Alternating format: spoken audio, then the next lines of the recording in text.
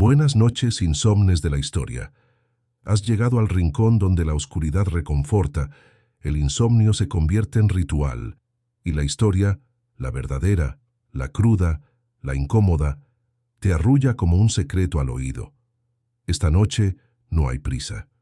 El mundo afuera se detuvo, y tú decidiste quedarte un rato más. En esta esquina del Internet donde no se corre, solo se escucha y se respira despacio, como los siglos.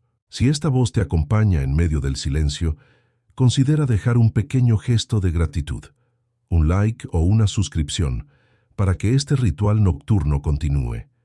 Y si deseas compartir tu rincón del mundo, los comentarios están ahí, esperando. Ahora, apaga la luz, acomódate, y deja que esta historia, una historia que comienza antes de los relojes, antes de los calendarios, antes incluso del polvo, se deslice hasta ti como una serpiente sagrada entre las dunas. Porque esta noche viajaremos hacia un mundo que ya no existe, y sin embargo sigue latiendo en las ruinas, en los papiros olvidados, en las arenas persistentes del tiempo.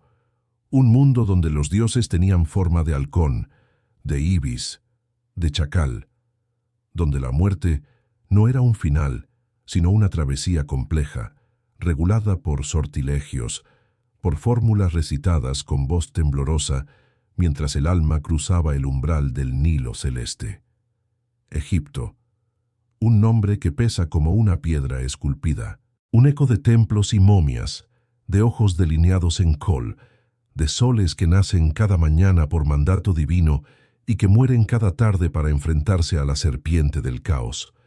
Pero antes de las pirámides, antes de los faraones que se creían hijos del sol, antes incluso de la palabra escrita ya existía el mito como bálsamo, como brújula, como arquitectura del miedo, y es ahí donde nos sumergiremos, no en las fechas, no en las conquistas, ni en las dinastías, sino en las historias que los antiguos egipcios susurraban bajo las estrellas, en los rituales que repetían con los ojos cerrados, en los nombres que temían pronunciar en voz alta por si despertaban algo. ¿Qué significa que un dios tenga cabeza de chacal? ¿Por qué un escarabajo podía simbolizar el renacimiento? ¿Y qué había más allá de la muerte cuando el corazón era pesado en una balanza junto a una pluma? La mitología egipcia no es una colección de cuentos, es un sistema nervioso, una cartografía de lo invisible, un intento monumental de domesticar el caos, y también, por qué no decirlo, un poema que se resiste a morir. Esta noche lo leeremos juntos, lentamente, como quien lee una inscripción en una pared milenaria, sin entender del todo las palabras, pero sintiendo su peso. Así comienza nuestra travesía por el Nilo sagrado, donde el tiempo se curva y el sueño se mezcla con la eternidad. Imagina que no hay tierra bajo tus pies, solo una negrura líquida, sin bordes ni reflejos. Un silencio tan espeso que podría quebrarse con el más leve suspiro. Nada respira, nada existe. No hay montañas, no hay dioses, ni nombres, ni templos, ni preguntas. Solo un océano primigenio, inmóvil y eterno. El Nun. Así lo llamaban los antiguos egipcios. El Nun. No era un dios. No tenía rostro. Era la posibilidad de todo y la presencia de nada. Agua inmóvil, sin corriente, sin viento. Un útero sin forma, donde dormían los mundos aún no nacidos. El aire allí olía a humedad tibia, como después de una tormenta que nunca ocurrió. Y si te atrevieras a flotar en ese abismo, quizás escucharías un murmullo sordo, un rumor sin voz. El preludio del primer despertar. Porque incluso en la nada, el sueño puede agitarse. Y una noche, la primera noche de todas las noches, algo se movió. Un temblor sutil, como cuando una semilla se parte bajo la tierra. Y entonces de la superficie calma del Nun emergió una colina, pequeña, solitaria, como una isla nacida del propio deseo de ser vista. Era la primera tierra, la colina primordial. La llamaron Benben, y sobre ella sin testigos, nació el primer Dios. No fue invocado, no fue creado, simplemente apareció. Atum, un Dios sin padre ni madre, sin forma definida, pero con poder absoluto. Se decía que contenía dentro de sí todos los futuros posibles, masculino y femenino, luz y sombra, todo y nada. Atum contempló el Nun desde su altura recién creada, y en ese gesto nació la nostalgia, la necesidad de multiplicarse, de romper su soledad infinita. Y así, en un acto tan poético como escatológico, Atum se masturbó. Sí, el primer acto creador fue íntimo, carnal, profundamente solitario. El semen divino portador de vida cayó sobre el Benben y de él brotaron dos nuevas entidades, Shu, el aire, y Tefnut, la humedad. Shu respiraba y danzaba, movía las partículas invisibles que algún día serían viento. Tefnut se deslizaba, suave, envolvente, una niebla sagrada que abrazaba la piel del mundo recién nacido. Atum los observó con algo parecido al amor, y también con miedo, porque al crearlos, algo de sí mismo había perdido. Los envió al Nun a explorar ese océano que aún temblaba con la memoria del vacío, pero pronto, como suele ocurrir en los mitos, se arrepintió. Shu y Tefnut desaparecieron en las aguas abismales y Atum, desgarrado por la ausencia, lloró. Cada lágrima que cayó sobre la tierra, nueva y porosa, se convirtió en un ser humano. Así nacimos, según los egipcios, del duelo de un dios, de su incapacidad para tolerar la pérdida. Somos en esencia las lágrimas de una divinidad solitaria, pero el relato no termina allí. Shu y Tefnut regresaron, y con ellos trajeron nuevos ciclos. De su unión nacieron Geb, la tierra, y Nut, el cielo. Geb era firme, rugoso, fértil. Nut era curvada, brillante, infinita, y como suele ocurrir, se enamoraron. Se abrazaban con una pasión tan intensa que no dejaban espacio para que nada más existiera. Ni la luz, ni el tiempo, ni el aliento. Atum, incapaz de tolerar esa fusión absoluta, ordenó a Shu, el aire, el que los separa, que los apartara. Así nació el espacio entre el cielo y la tierra, el día, la noche, la distancia, la nostalgia entre lo que fue uno y ahora vive dividido. Nut, curvada eternamente sobre Geb, llora cada noche al ver a su amado tan cerca y tan lejos, y sus lágrimas, en forma de estrellas, decoran el manto oscuro de nuestras madrugadas. Desde ese dolor cósmico nacieron los hijos de Nut y Geb, Osiris, Isis, Seth, Neftis, y según algunas versiones, Horus el Viejo. Pero esos nombres aún no deben pronunciarse. No todavía. Primero debemos quedarnos aquí un poco más, en esta calma inicial, en este universo donde el mito aún no ha sido tragedia. Porque si cierras los ojos puedes imaginarlo, el aire denso del comienzo, la humedad tibia del Nun, el silencio palpitante que antecede a la palabra, y en medio de todo, un Dios masturbándose sobre una colina, porque el amor, la creación y la pérdida siempre han sido parte de la misma historia. El aire es denso, húmedo, con olor a papiro viejo y a humedad nocturna que se filtra por fisuras antiguas en las paredes de un templo olvidado. Las antorchas tiemblan en pasillos largos, las sombras se alargan como garras, y en esa penumbra los nombres divinos ya susurran su tragedia. Osiris reinaba sobre Egipto con voz suave y ojos que parecían capaces de sanar. Gobernaba la tierra, el Nilo, las estaciones. Bajo su mandato, el trigo crecía alto, las cosechas abundantes, y los hombres miraban los cielos con gratitud. La luz besaba los campos y los granos dorados respondían al toque del dios. Isis, su hermana y compañera, andaba por las riberas con el corazón encendido de compasión. Sabía de hierbas, de sueños, de conjuros quietos que no hacen ruido, de magia antigua que bordaba silencio en la piel de los vivos. Isis tejía redes invisibles de cuidado. Mujeres estaban bajo su sombra, niños despertaban sin miedo. El caos parecía una idea lejana, incapaz de asomar su cuerno afilado. Pero Seth vivía en el borde del reino, no solamente en el desierto quemado por el sol, sino en una piel de envidia constante. Seth era rojo como la arena abrasada, áspero como la piedra quebrada, temperamental como tormenta inesperada. Miraba a Osiris con ojos que ardían de incomodidad, cómo todos lo amaban, cómo todo florecía bajo sus pasos, cómo la armonía se plegaba a su alrededor como un velo suave, y Seth se sentía desbordado, invisible frente al esplendor de su hermano. Una mañana sin prisa, cuando la bruma aún flotaba sobre el Nilo y los cántaros de agua goteaban en los patios, Seth urdió una traición con precisión silenciosa. Mandó hacer un cofre perfecto, pulido, decorado con oro y maderas que olían a bosques lejanos. Tomó medidas secretas del cuerpo de Osiris, midió cada brazo, cada hombro, cada espinazo con manos que temblaban de celos. Ningún artesano vio las marcas en las tablas, pero cada medida fue sacrificio, cada clavo una promesa oscura. Seth convocó un banquete. Sí, un banquete espléndido. Vasijas talladas, dátiles tan dulces que quemaban con su dulzura, vino pesado como luna, música apenas perceptible, risas que se estiraban en la penumbra de la sala.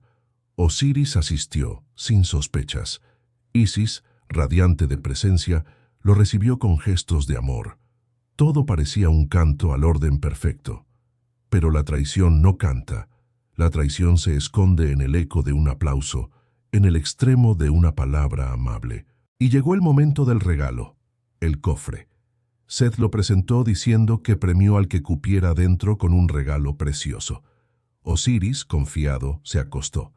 Cerraron la tapa, ligaron los lazos, sellaron los bordes, y luego lo arrojaron al Nilo, a las aguas que lo tragaron sin peso, sin protesta. El río lo tomó, lo suspendió, lo ocultó entre corrientes que no perdonan. Isis despertó con el silencio roto. La ausencia de Osiris era un hueco que olía a tierra seca, al grito que no se dijo. Caminó por las orillas del río, recogió rastros de ondas, de espuma. Preguntó al viento, al ibis, al escorpión. Neftis, su hermana, la acompañaba en secreto, con ojos que no cerraban jamás por completo. Anubis, el dios chacal, vino con ella como sombra protectora.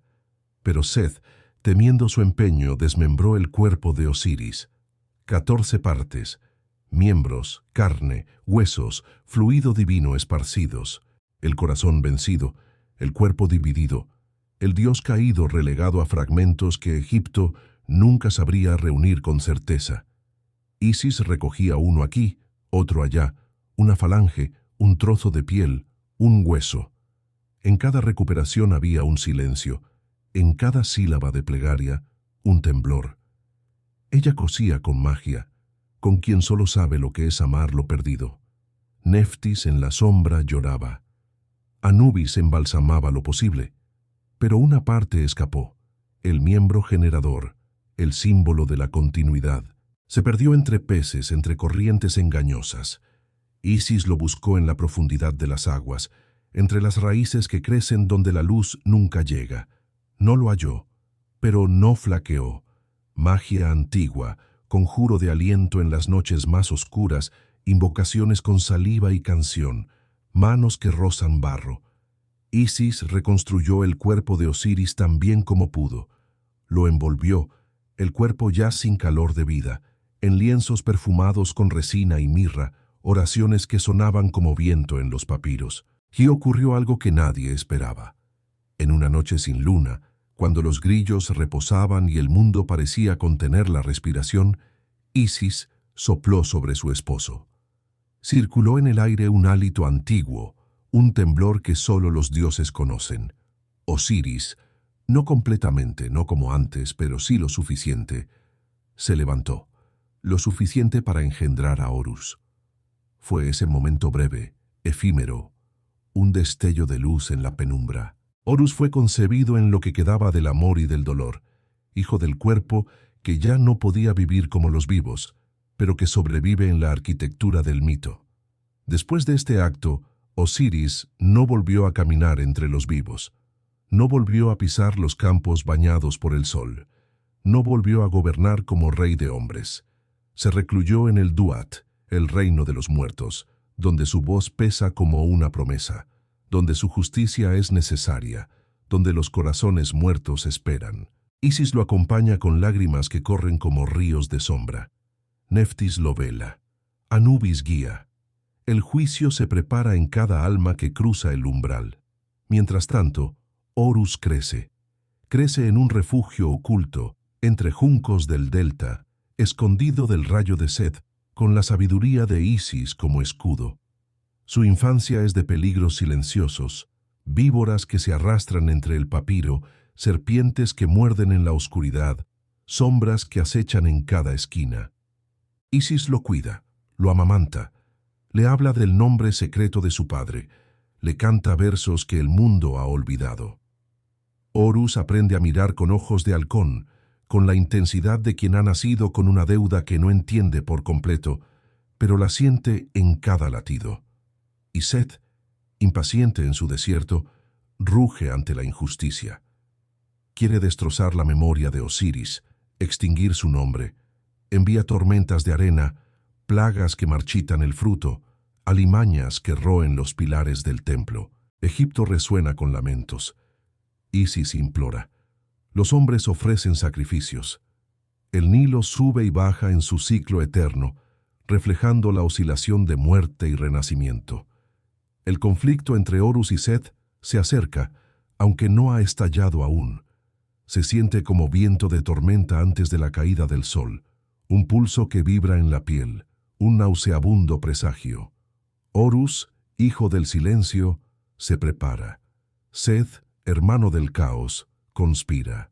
Pero por ahora que te quedes con esta escena.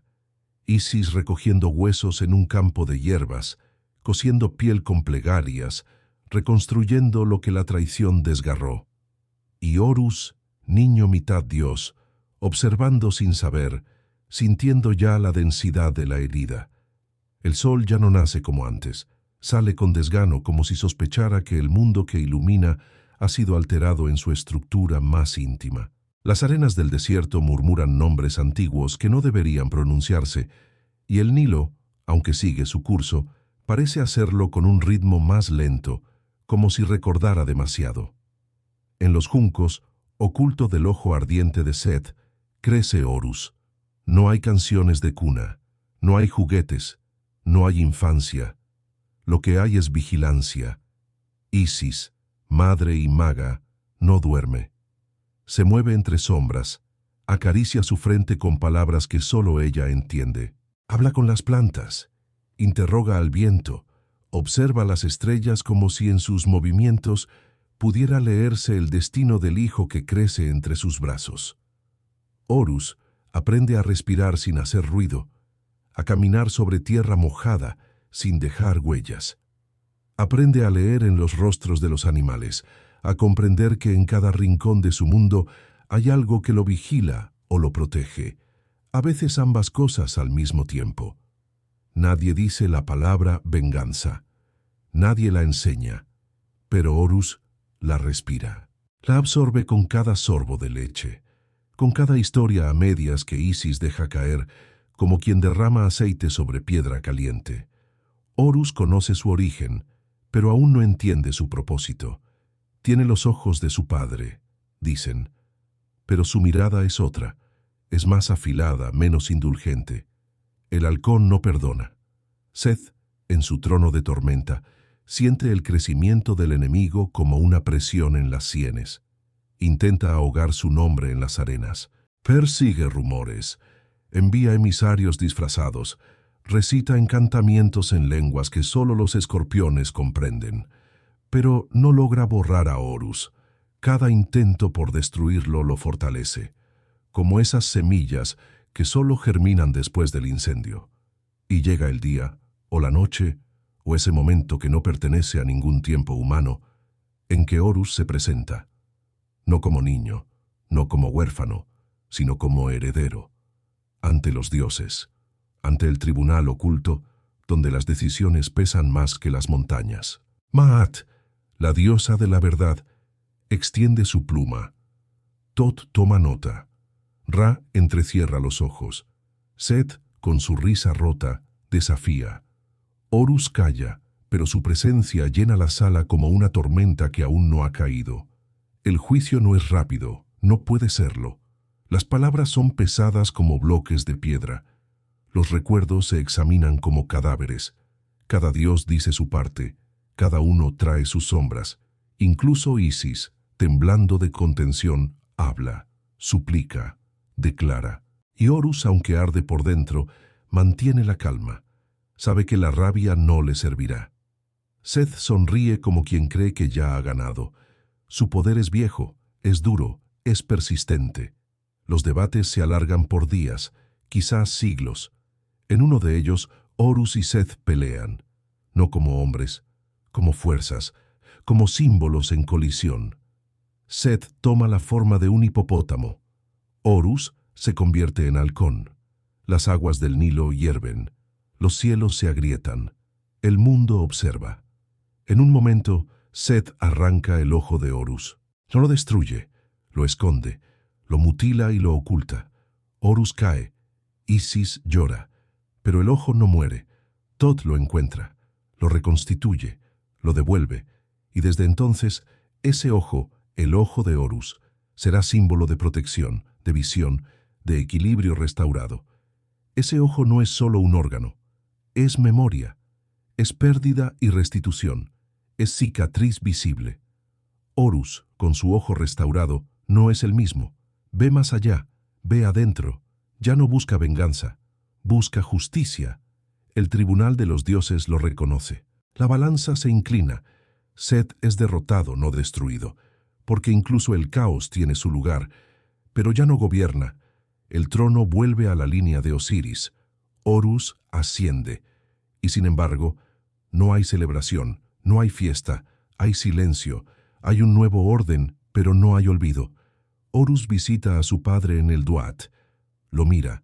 Osiris no sonríe. Su reino es otro. Ya no pertenece al mundo de los vivos. Horus inclina la cabeza. No hay palabras, solo respeto. Osiris extiende la mano. Horus la toma, y en ese gesto se cierra el ciclo. Afuera el Nilo fluye con más suavidad. Los hombres siembran, las mujeres cantan, los niños juegan sin saber. Pero en las noches, cuando el aire es más fresco y las estrellas tiemblan, algunos ancianos aún cuentan la historia. La del niño escondido, del dios traicionado, del ojo que volvió. Y tú, que no duermes, que escuchas, que respiras estas palabras como incienso, quizás sientas algo en el pecho, una presión leve, como si una verdad vieja se hubiera instalado. No temas. Es solo el eco de una historia que sigue latiendo, una historia que aún no termina. No hay caminos rectos en el Duat, tampoco puertas que se abran de par en par. Todo en este reino vibra en susurros, en símbolos, en pasajes que cambian de lugar cuando uno no mira. No es el infierno, no es el cielo, es el lugar entre. Allí donde las almas se enfrentan a sí mismas, sin disfraces, sin cuerpos, sin máscaras. Allí donde Osiris espera, no con juicio inmediato, sino con una presencia que pesa como la eternidad misma. Entrar al Duat no es morir, es continuar, pero continuar hacia adentro. El viaje comienza con el silencio, uno que no se parece al que se conoce en vida. Es más denso, más vivo. Un silencio que no es ausencia de sonido, sino exceso de significado. El alma, despojada de su forma, avanza, pero no camina. Se desplaza por pasajes construidos de preguntas. Cada túnel está custodiado por criaturas que no entienden palabras humanas. Serpientes de 3 cabezas, gatos con alas, escarabajos del tamaño de un barco. No atacan, observan, y si el alma duda, muerden. No hay luz en el Duat, pero todo se ve. Una visión que no necesita ojos, ni pestañas, ni parpadeos. El alma ve porque recuerda, y ese recuerdo se transforma en guía o en castigo. Algunos caminos son húmedos, como entrañas. Otros son secos, como la lengua de un mentiroso. Todo depende de lo que el alma trajo consigo, no en las manos, que ya no tiene, sino en la memoria, en el peso acumulado de lo no dicho, lo no llorado, lo no perdonado. Allí espera Anubis, no como guía amable, sino como figura que delimita el umbral. Su cabeza de chacal no ofrece consuelo. Está ahí para recordarle al alma que ya no pertenece a lo que fue. Su balanza está lista, y frente a ella, el corazón. No el corazón físico, lleno de arterias y músculo, sino el otro, el simbólico, el verdadero, el que cargó con todas las decisiones, todos los miedos, todas las traiciones y ternuras. Ese corazón se coloca sobre un platillo, en el otro, la pluma de Maat, la verdad, la justicia, el equilibrio. La balanza no se mueve con viento, no se deja influenciar por ruegos. El juicio es puro, preciso, silencioso. Si el corazón pesa más que la pluma, la bestia Amit despierta. Una criatura con cuerpo de leona, cabeza de cocodrilo, patas de hipopótamo. No ruge, mastica, devora. Y el alma se disuelve, no sufre, se olvida, se deshace, como tinta en el agua, como promesa que nunca fue escrita. Pero si el corazón se equilibra, entonces se abre la sala, grande, vasta, silenciosa, con pilares que se elevan más allá de la mirada. Allí está Osiris, sentado, inmóvil, cubierto de vendajes dorados, rodeado de flores que no marchitan, escoltado por Isis y Neftis, que recitan palabras que el viento no se atreve a repetir. Osiris no pregunta, no interroga, mira. Y en esa mirada el alma comprende. Comprende por qué lloró, por qué mintió, por qué deseó lo que no podía tener. Y si aún puede sostenerse, pasa. ¿Qué hay más allá? Nadie sabe. Porque los que pasan no vuelven. Se disuelven en la eternidad, o se funden con el ciclo del Nilo, o se convierten en estrellas. Algunos dicen que viven en campos verdes donde no hay dolor. Otros que se transforman en nombres que el tiempo no puede borrar. Pero todos coinciden. Cruzar el Duat es mirarse. Y nadie sale igual de un espejo que no perdona. Y tú, que escuchas con los ojos entrecerrados, quizás sientas un eco. Porque el Duat no está tan lejos. Está allí, en cada silencio incómodo, en cada decisión que pesamos por la noche, en cada palabra que no dijimos. El juicio no siempre llega con la muerte. A veces basta cerrar los ojos y recordar. El cuerpo no es solo carne. En Egipto, el cuerpo era una morada sagrada, un vaso que debía mantenerse íntegro, incluso después de la muerte. Porque morir no era desaparecer, era mudarse. Era emprender un viaje peligroso por el Duat, donde cada gesto, cada palabra y cada silencio pronunciado en vida tendría eco. Por eso los vivos no dejaban que el cuerpo se entregara al polvo sin ritual. Lo preparaban, lo embalsamaban, lo cubrían con secretos. La muerte comenzaba con un llanto contenido, nunca exagerado. Los familiares, sabiendo que todo gesto tiene peso, quejarían sus voces como si las estiraran con hilo fino. Después venían los embalsamadores, hombres vestidos con lino blanco, portadores de fórmulas que aprendieron de memoria, sin margen de error. El cuerpo se lavaba con agua del Nilo, no cualquier agua, sino aquella recogida en momentos precisos, en silencio, bajo luna nueva. El lavado no era limpieza, era iniciación. Los órganos se retiraban con precisión casi poética. El hígado, el estómago, los intestinos, los pulmones, cada uno colocado en vasijas llamadas vasos canopos, custodiados por los hijos de Horus, Imseti, Hapi, Duamutef y Quebesenuef. No eran nombres cualquiera, eran entidades protectoras. El hígado custodiado por el hombre, los pulmones por el babuino, el estómago por el chacal, los intestinos por el halcón, Los nombres no se decían al azar. Cada uno vibraba con una frecuencia sagrada. El corazón, sin embargo, se dejaba en el cuerpo. Era el juez y el acusado. Quitarlo sería como silenciar la voz de un testigo. El cerebro se extraía, sí, con instrumentos largos por las fosas nasales, pero para ellos no era el asiento del alma. No lo veneraban, lo desechaban, y con ello uno entiende que no todo lo que hoy consideramos esencial lo fue siempre. Después del secado con natrón, un polvo blanco y seco que absorbía hasta el recuerdo de la humedad, venía el vendaje, lino sobre lino, capas que no solo protegían, sino que narraban, porque entre cada vuelta se colocaban amuletos. El escarabeo del corazón, el ojo de Horus, el pilar Yed, la cruz Angi, el nudo de Isis, cada uno con su posición, su fórmula, su sentido. No era superstición, era estructura, era arquitectura del alma. Las palabras también eran amuletos, fórmulas recitadas con una cadencia casi hipnótica, hechizos que hablaban al cuerpo, al alma, al tiempo mismo, y todos ellos formaban parte del libro de los muertos, aunque ese no era su verdadero nombre. Los egipcios lo llamaban el libro para salir al día, porque el muerto en su camino por la oscuridad debía aprender a volver a ver la luz. Cada página era un mapa, no literal, no lineal, un mapa que debía leerse con el alma despierta. No todos tenían el mismo libro.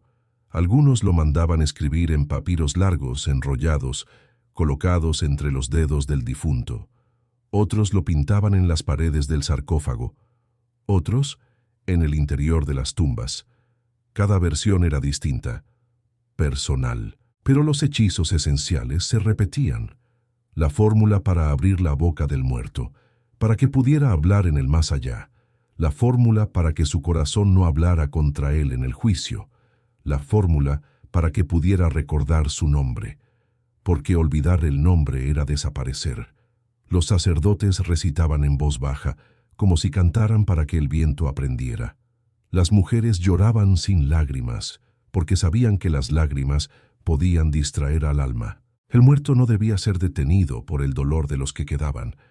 Debía avanzar, y para eso todo debía estar en orden.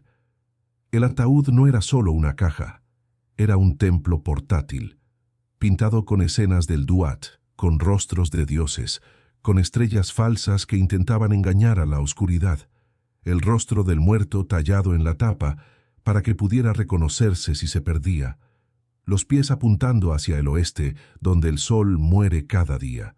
El entierro era lento, ceremonial, no se corría, nada se dejaba al azar, porque el más mínimo error podría dejar al alma atrapada entre dos mundos, y mientras el cortejo avanzaba, algunos recitaban el hechizo 125, el más conocido, el del juicio del corazón. En él, el muerto debía declarar su inocencia.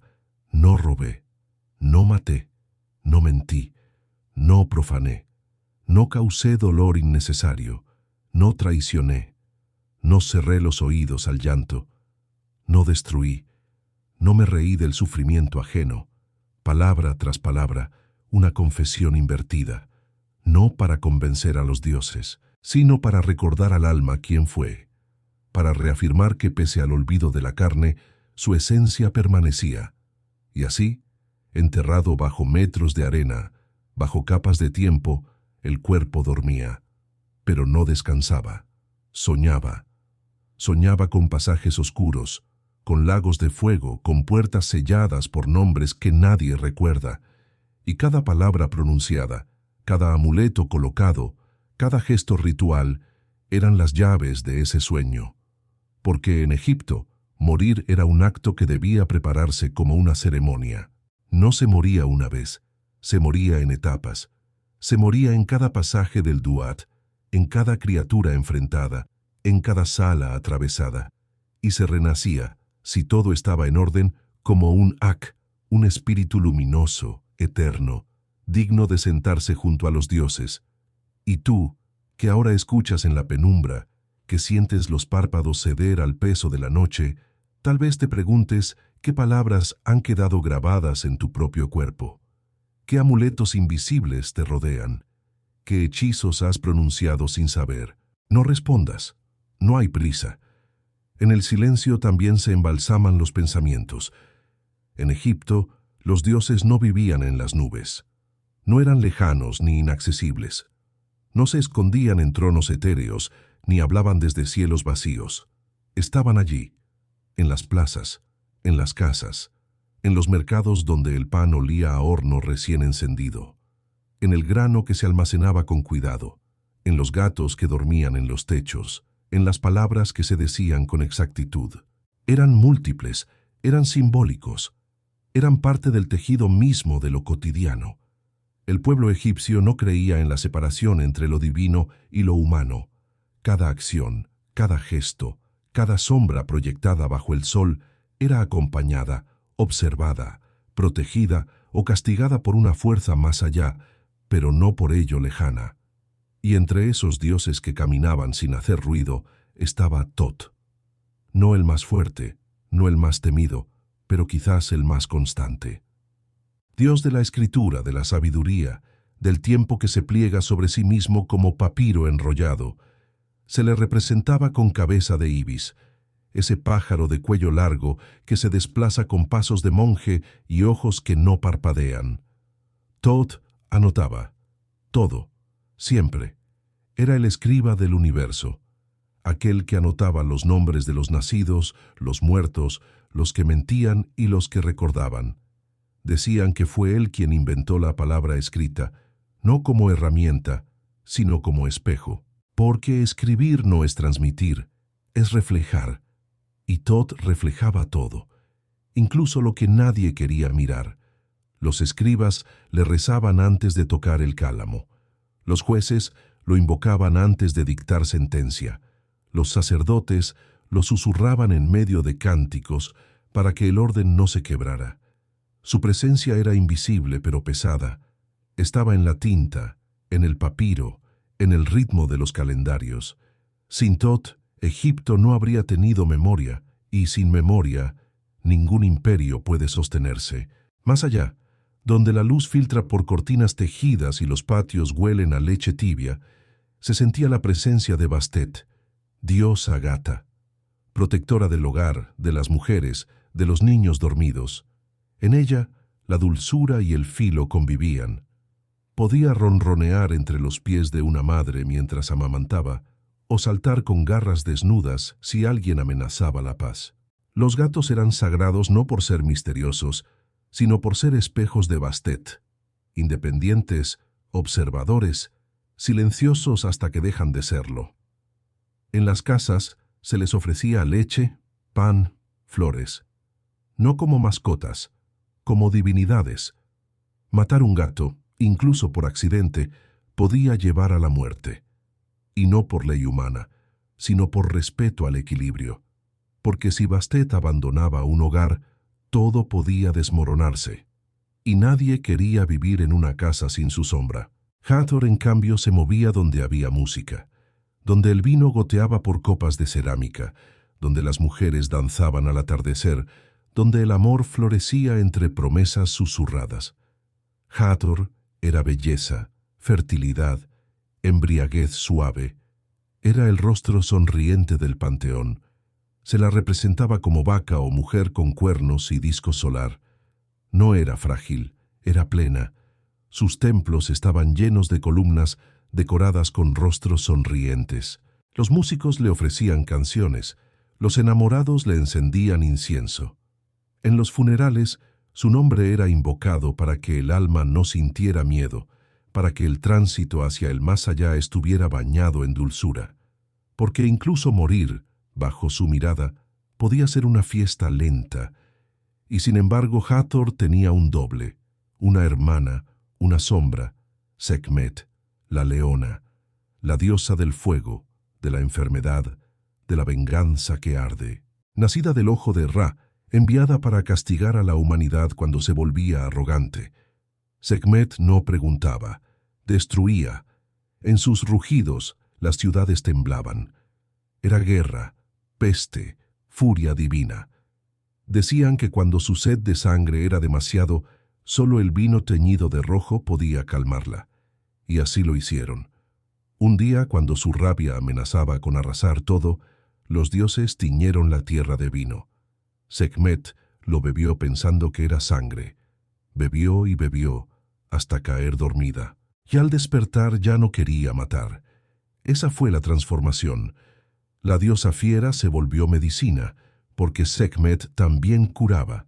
También era protectora de médicos, de sanadores, de aquellos que ponían el cuerpo frente al dolor ajeno. El pueblo egipcio entendía este doblez. Sabía que toda dulzura tiene su filo, que toda cura nace de una herida. Por eso no separaban a Hathor de Sekhmet.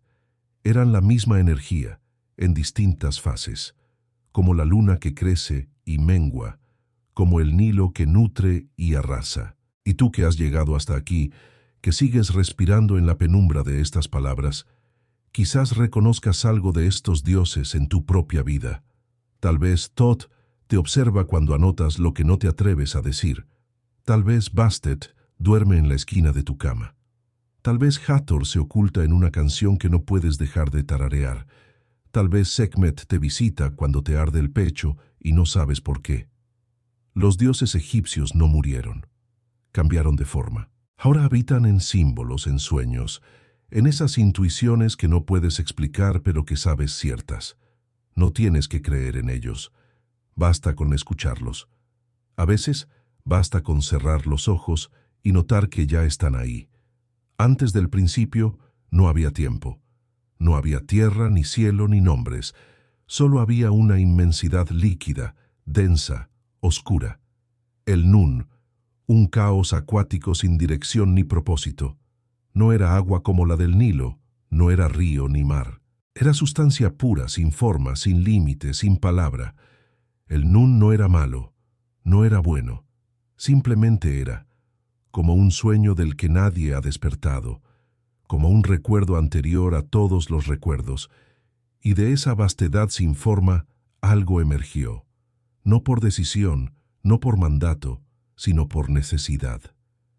Atum, el que se creó a sí mismo, el que no necesitó madre ni padre, porque fue ambos y ninguno. Atum no nació, Atum surgió, como una burbuja de aliento en medio del abismo. Su presencia rompió el silencio del Nun, no con sonido sino con intención, una chispa, un latido, un temblor que aún hoy resuena en la médula del universo. Atum se contempló a sí mismo. No había nada más que él, pero no bastaba. La creación necesitaba relación, separación, eco, y así de sí mismo emanó a Shu, el aire, no como viento, no como brisa, como principio de separación, el espacio entre las cosas. Luego vino Tefnut, la humedad, el principio de cohesión, de unión. Juntos, Shu y Tefnut comenzaron a bailar en el vacío recién nacido, creando distancia y conexión al mismo tiempo. Pero Shu y Tefnut se perdieron, se alejaron demasiado en esa primera danza. Atum, angustiado, envió su ojo a buscarlos. Un ojo no como el nuestro, sino uno viviente, ardiente, capaz de ver más allá del tiempo. Cuando el ojo volvió con ellos, Atum lloró de alegría, y de esas lágrimas nacieron los primeros humanos, no como cuerpos, como esencias, como posibilidades. Shu y Tefnut, ya reunidos, engendraron a Geb y Nut, tierra y cielo, amantes inseparables, fundidos en un abrazo interminable. Pero su amor era tan denso, tan cerrado, que nada podía crecer entre ellos. Atum, ahora como Ra, intervino. Ordenó a Shu que separara a Nut de Geb, y así, con esfuerzo, el aire empujó al cielo hacia arriba y la tierra hacia abajo. Geb lloró. Nut gritó. Pero de esa separación nació el espacio donde la vida podía desarrollarse. Los árboles, los hombres, los templos, las canciones.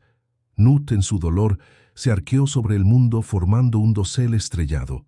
Cada noche engullía al sol y cada mañana lo paría de nuevo.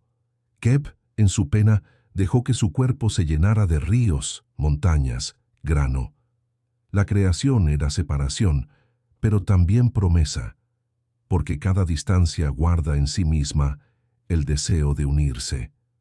De ese linaje surgieron otros nombres: Osiris, Isis, Set, Neftis, pero todo comenzó allí, en el momento en que Atum se pensó a sí mismo, en el instante en que el Nun se perturbó, en el temblor que aún resuena en los sueños de quienes duermen cerca del agua. Y tú, que escuchas en la quietud, quizás sientas ese eco, quizás alguna parte de ti recuerda ese caos original, ese momento antes del tiempo, ese primer aliento, porque todos llevamos algo del Nun en nuestras sombras, y a veces basta cerrar los ojos para oír cómo el mundo vuelve a nacer. El sol no siempre brilla. Aunque lo veas cada mañana elevarse lento sobre el horizonte, aunque sus rayos toquen tu piel con la familiaridad de una caricia repetida, en Egipto sabían que su luz era una batalla, no una constante. Cada amanecer era un triunfo y cada anochecer una rendición, porque Ra, el dios sol, no era solo luz, era viajero, capitán de una barca sagrada que navegaba el cielo de día y el inframundo de noche, y cada noche esa travesía era una guerra silenciosa contra el olvido. Durante el día, Ra surcaba el firmamento en su barca, el Manjet, acompañado por deidades que protegían el orden cósmico. Todo parecía calmo. El cielo era un océano claro. Los templos se alineaban para saludarlo. Los sacerdotes recitaban himnos para sostener su camino. Pero con el ocaso la cosa cambiaba. El sol no se escondía, se hundía. Abandonaba el cielo para entrar en el Duat, ese otro mundo donde lo esperaban cosas que no pueden ser nombradas sin estremecerse. Allí, en la barca nocturna, el Mesektet, Ra no viajaba solo. Tot, Maat, Horus y otras entidades lo acompañaban, no como compañía, sino como guardianes, porque cada noche, en las profundidades del tiempo, Ra enfrentaba a su enemigo, Apophis, la serpiente del caos. No era un animal, era una fuerza, un hambre, una oscuridad que no deseaba dominar, sino devorar. Y Apophis atacaba sin descanso en el tramo más oscuro de la noche, un rugido sin sonido, un abismo con forma de fauces. A veces ganaba, no completamente, pero hería, ralentizaba el viaje, oscurecía el mundo más de lo habitual, y los egipcios lo sabían, lo sentían. En las noches más densas, en los sueños más pesados, en el insomnio que muerde desde dentro, Apophis estaba cerca. Por eso se encendían antorchas, se recitaban textos rituales, se esculpían imágenes del dios Bastón repeliendo la serpiente con cuchillos. Pero Ra no era débil, ni estaba solo. En cada combate recordaba quién era, el primer dios, el que emergió del Nun, el que iluminó el caos, y con la ayuda de sus guardianes, con la sabiduría de Tot, con la pluma de Maat que nunca se tuerce, derrotaba a Apophis. No lo destruía, lo contenía, lo hacía retroceder. Y en ese acto, el tiempo podía continuar. El barco avanzaba, cruzaba las 12 puertas del Duat, cada una más misteriosa que la anterior, hasta que el primer rayo de luz se insinuaba en el oriente. El sol nacía, otra vez, como si nada hubiera pasado. Pero en realidad había pasado todo. Un ciclo más cumplido, una victoria más contra el olvido. Y así se sostenía el mundo.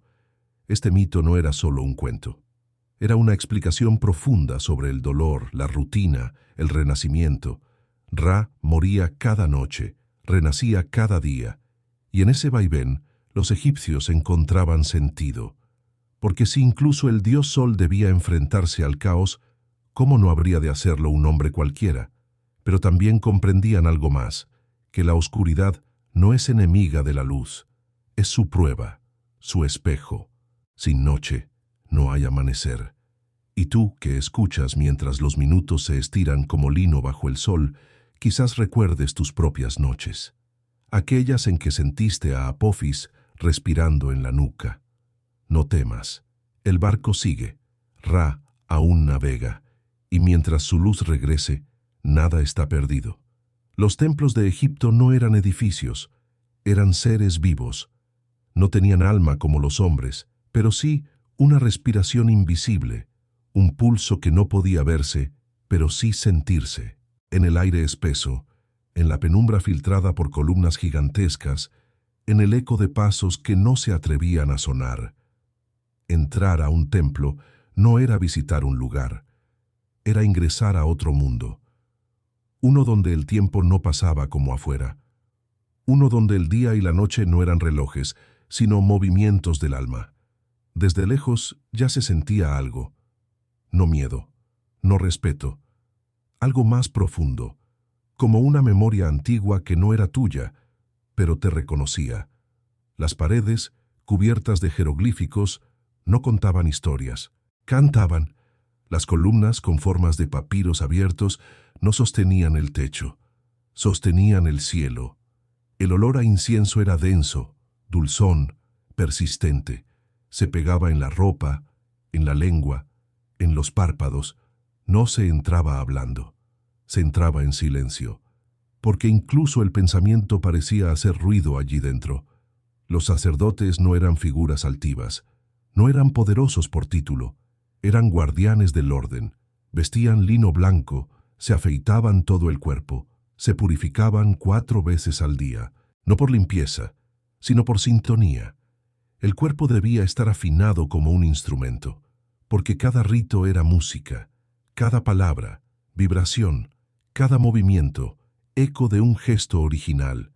Entraban descalzos, caminando sobre piedra fría, llevando ofrendas que no eran objetos, sino mensajes: pan, cerveza, flores de loto, leche, incienso, vino, estatuillas, sal. Cada cosa tenía su momento, cada elemento su sentido. En el centro del templo, oculto tras patios, muros y columnas, estaba el Sancta Sanctorum, una habitación pequeña, oscura, donde residía la estatua del Dios. Pero no era solo una figura, era el Dios mismo, no como símbolo, no como representación, sino como presencia. Allí se le despertaba cada mañana, se le bañaba, se le vestía, se le ofrecía comida, no como acto simbólico, sino como deber sagrado. El mundo solo podía seguir funcionando si ese Dios era cuidado, si ese cuerpo divino era honrado. El ritual no era público. Nadie veía al Dios salvo el sumo sacerdote. El resto escuchaba, olía, sentía. Las puertas del Sancta Sanctorum se abrían y cerraban como párpados, como portales. Dentro, la voz era un susurro. Se pronunciaban himnos en una lengua que no se hablaba fuera del templo. El cuerpo del sacerdote no se movía con libertad, se movía como agua que recuerda el cauce, porque cualquier error podía desatar un desequilibrio. No castigo, no ira divina, desequilibrio. Eso era lo que temían.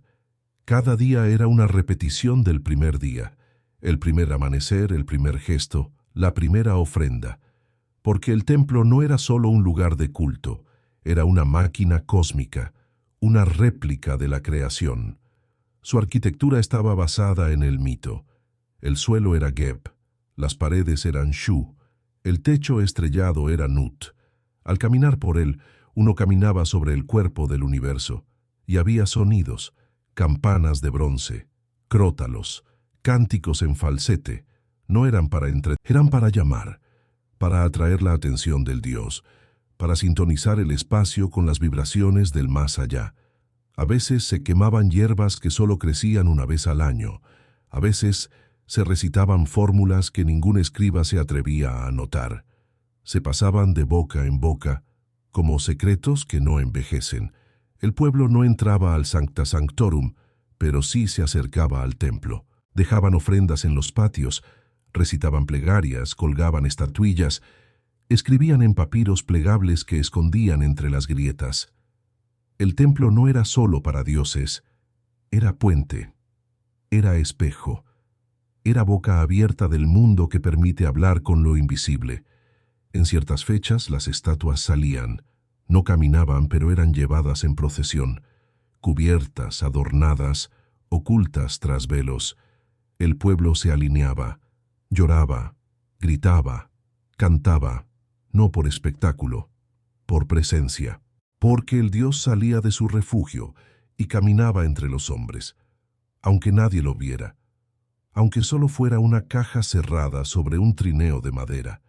Lo que se movía era la vibración. Y tú, que has llegado hasta aquí, que escuchas el eco de estas palabras como si fueran pasos en una sala vacía, tal vez sientas que algo en ti también se alinea. No sabes qué es, no tiene nombre, pero está, como un templo dentro del pecho, como un incienso que no huele, pero permanece. Tal vez, sin darte cuenta, también estés participando de un rito, porque el mundo a veces no necesita explicaciones, solo necesita repetición, un gesto, una palabra, una intención, y todo vuelve a ordenarse. Como los templos, como las estrellas, como tú, hay cosas que se repiten. No importa cuánto tiempo pase, no importa cuántas lenguas mueran, cuántas civilizaciones se derrumben, cuántas historias se olviden, hay cosas que insisten, imágenes que no desaparecen, nombres que se transforman pero no se borran. Son símbolos, y los símbolos, como los dioses antiguos, no necesitan permiso para quedarse. En algún rincón de una casa moderna, alguien lleva colgado un ojo, azul, protector, brillante. Cree que es un amuleto turco, quizás, pero ese ojo es mucho más antiguo. Es el ojo de Horus, el Udjat, el ojo que fue arrancado en combate, despedazado, restaurado. No representa vista, representa integridad, compleción, memoria de lo que fue perdido y vuelto a construir. Es el símbolo de lo que ha sobrevivido a la violencia, a la fractura, al olvido. Y sin saberlo, muchos lo llevan, lo dibujan, lo sueñan. En otros lugares se tatúan escarabajos, no saben por qué, lo vieron en algún lado, les pareció estético, pero el escarabajo, el Khepri, es el símbolo del renacer, de la transformación, de la fuerza que empuja el sol cada mañana, desde lo más profundo. Un insecto que rueda una esfera de barro, como Ra rueda su luz, como nosotros rodamos nuestras penas hasta que se transforman. El escarabajo no es moda, es recuerdo. Las pirámides, esas montañas perfectas hechas por manos humanas, tampoco han dejado de hablar. Aparecen en logotipos, en novelas, en sueños. Son el símbolo de lo que apunta hacia lo alto sin olvidar su base. Están hechas de piedra, pero también de número, de proporción, de misterio. No hay explicación que agote su sentido, porque no son solo tumbas, son mapas, son ecuaciones, son espejos del cielo, y los nombres aún flotan. Isis, que ahora es sinónimo de madre, de hechicera, de mujer que recoge los pedazos del mundo. Osiris, que se repite en cada historia de muerte y resurrección. Set, que vive en los villanos que habitan dentro y fuera. Anubis, que acompaña los sueños donde uno camina entre tumbas sin miedo. Bastet, que ronronea en cada gato que se queda mirándote demasiado tiempo.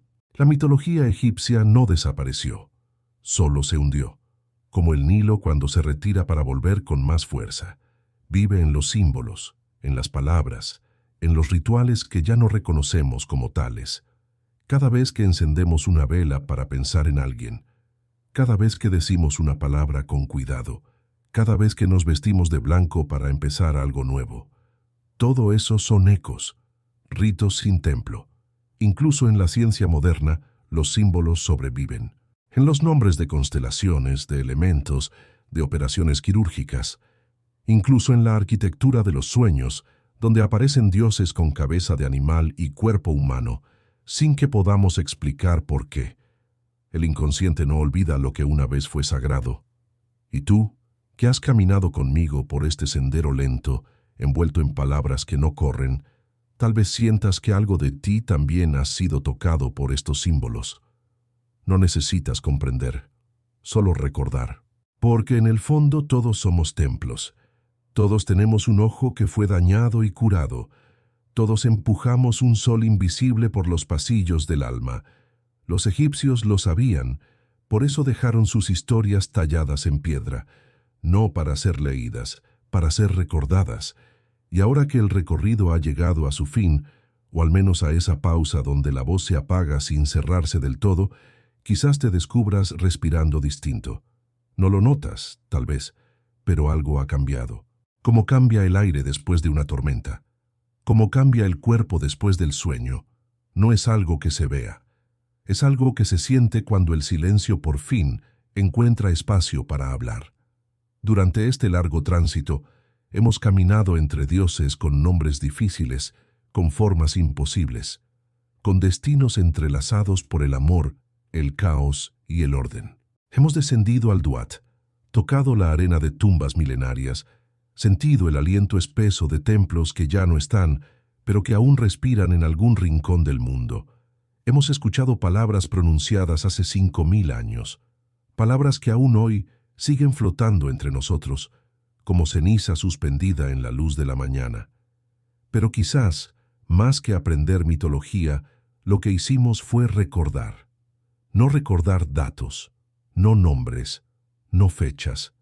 Recordar otra cosa, algo más profundo, algo que se aloja en ese lugar donde los símbolos aún viven, donde las historias no son lineales, sino espirales, donde cada dios no es una entidad lejana, sino un reflejo de lo que somos, de lo que fuimos, de lo que aún podríamos ser si tan solo cerráramos los ojos con la intención de ver hacia adentro. Porque los egipcios no creían en la muerte como final, creían en el tránsito, en la transformación, en la continuidad. Y quizás por eso sus historias resisten, porque no están hechas para terminar, están hechas para volver, como el sol, como el Nilo, como tú que vuelves cada noche a este rincón del insomnio, donde la historia se cuenta despacio, sin apuro, como si cada palabra fuera una ofrenda colocada con manos suaves sobre una tumba silenciosa. Y si algo de todo esto quedó contigo, no fue por la exactitud del relato, fue por el ritmo, por el tono, por la cadencia con que las imágenes fueron apareciendo, como si se tratara de un ritual antiguo, de esos que no necesitan ser comprendidos para ser efectivos, porque el alma no pide explicación, pide resonancia.